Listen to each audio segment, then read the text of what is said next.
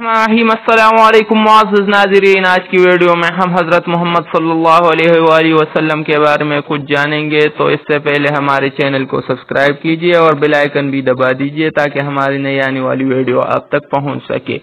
حضرت محمد صلی اللہ علیہ وآلہ وسلم وہ ہے جو اللہ کے آخری رسول ہے، جنہوں نے 1400 سال قبل انسانی حقوق کا اولین چارٹر پیش کیا، جنہوں نے مضبوط خاندانی نظام کی بنیاد رکھی، جنہوں نے اولاد پر والدین کے حقوق کی ادائیگی کو فرض قرار دیا، جنہوں نے عورت کو استحصال سے بچایا اور اس کے حقوق کا تحفظ فرمایا،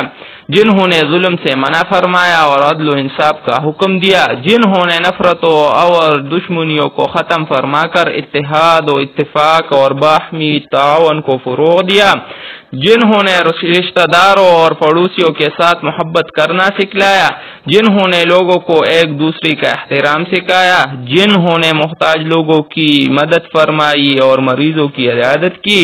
جنہوں نے یتیموں کی کفالت کی، جنہوں نے انسانیت کی بری خصلتوں کو اچھی عادات میں تبدیل فرمایا،